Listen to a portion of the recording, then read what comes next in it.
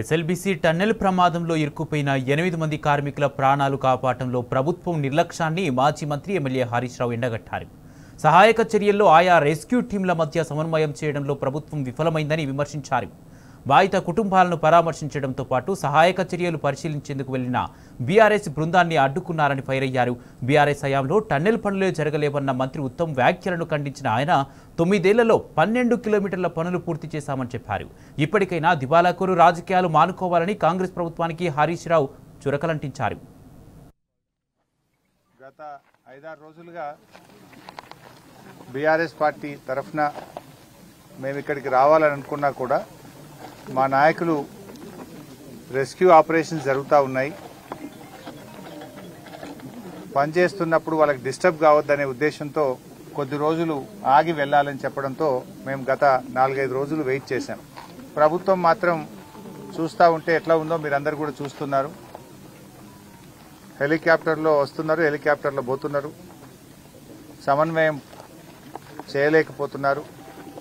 ఇప్పటికీ 6వ రోజు తర్వాత కూడా ఒక స్పష్టత ఇవ్వలేకపోతా ఉంది ప్రభుత్వం. అందుకే మేము ఈరోజు అసలు ఇక్కడ ఏం జరుగుతూ ఉంది, ఆ బాధిత కుటుంబాలను పరామర్శించుదాము, వారికి ధైర్యాన్ని చెప్పడంతో పాటు సహాయక చర్యలు ఎలా ఉన్నాయి, రిలీఫ్ స్టెప్స్ ఏమేమి తీసుకుంటున్నారు చూద్దామని, అవసరమైన సూచనలు ప్రభుత్వానికి చేద్దామని మేము ఇక్కడికి వచ్చాం. లేలే 5గురే పోవాలి, 6గురే పోవాలి, ఒకటే కారు పోవాలని మళ్ళీ అక్కడ మమ్మల్ని ఆపి మమ్మల్ని లోపల పోకుండా ఇబ్బంది పెట్టే ప్రయత్నం చేసినారు. మీడియాను కూడా ఇలా బయటకు పంపించిన పరిస్థితి ఉంది. అంటే ఈ రకంగా కుటుంబ సభ్యుల్ని మేము కలుద్దామనుకుంటే వాళ్ళను కూడా కలవనీయకుండా ఇలా కుటుంబ సభ్యుల నుంచి కూడా ఇక్కడ నుంచి పంపించి వేసి దాచిపెట్టిన పరిస్థితి కనబడతా ఉంది. ఎందుకు అంత భయం?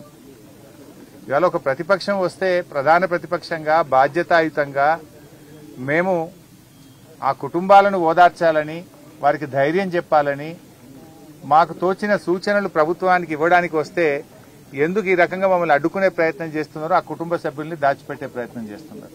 అసలు మొత్తంగా చూస్తూ ఉంటే గత 5-6 రోజుల నుంచి వివిధ బృందాల మధ్య ప్రభుత్వం సమన్వయం సాధించడంలో పూర్తిగా ఫెయిల్ అయింది. So many teams have come. ఇంతమంది మధ్యలో అసలు ఎవరు ఏం పని చేయాలి, హౌ టు గో ఫార్వర్డ్ అనే విషయంలో డైరెక్షన్ లిస్ట్ లో ఉన్నారు అందరు. 6 రోజుల వరకు కూడా మీరు డైరెక్షన్ ఇవ్వకపోతే లోపలున్న వాళ్ళ ప్రాణాలు ఏమైతాయి? అసలు ఏ రకంగా ముందుకు పోవాలని నిర్ణయం తీసుకోవడానికి 6 రోజులు పట్టదా? ఇదేమన్నా టూరిస్ట్ ప్లేసా? మంత్రులు పొద్దుగాలు వస్తున్నారు, సాయంత్రం పోతున్నారు, సాయంత్రం వస్తున్నారు, పొద్దుగాలు పోతున్నారు హెలికాప్టర్ వేసుకొని. ఎలక్షన్ ప్రచారం పోతున్నారు. ముఖ్యమంత్రి ఇంతవరకు రాడు, డైరెక్షన్ లేదు. ఇంతకంటే ముఖ్యమైన పని ఏముంటుంది రాష్ట్రంలో? ఇప్పటికీ కన్వేయర్ బెల్ట్ పనిచేయడం లేదు. You are not able to repair the conveyor belt. It's a matter of hours. అది ఎందుకు లేట్ అవుతుందో, మరి ఎక్కడ డైరెక్షన్ మిస్ అవుతుందో నాకు తెలియదు. టనల్ బోర్ మిషన్ యొక్క పార్ట్స్, అది మీద నుంచి రాళ్లు పడి డెబ్రిస్ పడి కొన్ని పార్ట్స్ వంగిపోయినాయి, కొన్ని పార్ట్స్ చెల్లాచెదురుగా పడి ఉన్నాయి అన్నారు. అది కట్ చేయాలన్నా వద్దా అని నిర్ణయించడానికి 4 రోజులు 5 రోజులు తీసుకున్నారు. 6 రోజుల తర్వాత తట్టడి మట్టి తెచ్చిరియాలి. 6 రోజులు 8 ప్రాణాలు ఏమైతాయి? అంటే మొత్తంగా ఒక గందరగోళమైన పరిస్థితి. ప్రభుత్వ వైఫల్యం మాత్రం కొట్టొచ్చినట్టు కనబడతా ఉంది. మేమేమో బాధ్యతతో సంయమనంతో పాపం ఆ 8 మంది ప్రాణాలతో బయటకు రావాలని మేము సహకరిస్తూ వచ్చాం. కానీ మీరేం చేస్తున్నారు? రాజకీయాలు చేస్తున్నారు.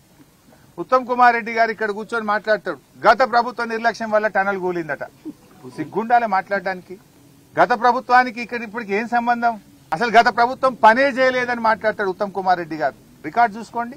9 ఏళ్ల కాంగ్రెస్ ప్రభుత్వంలో ఎస్ఎల్బీసీ ప్రాజెక్టులో 3,300 కోట్ల రూపాయల పని జరిగితే మా 9 ఏళ్ల బీఆర్ఎస్ పాలనలో 3,900 కోట్ల రూపాయల పని ఈ ప్రాజెక్టులో జరిగింది. అంటే మీకంటే 600 కోట్ల రూపాయల పని మేము ఎక్కువగా చేశాము. చాలా ఇబ్బందులు వచ్చినా కూడా దాదాపు 12 కిలోమీటర్ల టనల్ ను మేము పూర్తి చేశాము.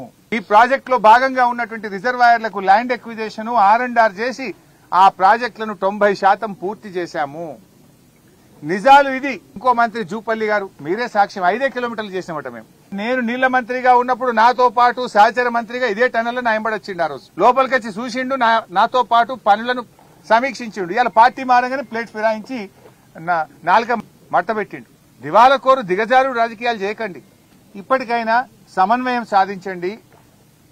ఆ బృందాల మధ్య వేగంగా డెబ్రిస్ తీయడానికి, ఆ డెబ్రిస్ తీస్తే కూడా మళ్ళీ పైనుంచి ఏమైనా కూల్తుందా, ఎలా ఉంటది అనేది కూడా ఎక్స్పర్ట్స్ ఒపీనియన్ తీసుకోండి. జాగ్రత్తగా చేయండి. పనిచేసే వాళ్ళ ప్రాణాలకు కూడా మళ్ళీ ఇబ్బంది రావద్దు. వేగవంతంగా చేయండి. ప్రతి నిమిషం కూడా ఇంపార్టెంట్. 6 రోజులు ఎంత కాస్ట్లీ అండి. లోపల వాళ్ళకి ఆక్సిజన్ ఏంది, వాళ్ళ ఆహారం ఏంది, వాళ్ళకి మంచినీళ్ళు ఏంది, మంచినీళ్లు లేకుండా, గాలి సరిగ్గా అందకుండా, ఆహారం అందకుండా వాళ్ళ ప్రాణాలు ఏం కావాలి? ఒకసారి వాళ్ళ స్థానంలో ఉండి ఆలోచించాలి మీరు. ఇలా వాళ్ళు ఇతర రాష్ట్రాలకు చెందినటువంటి వాళ్ళు.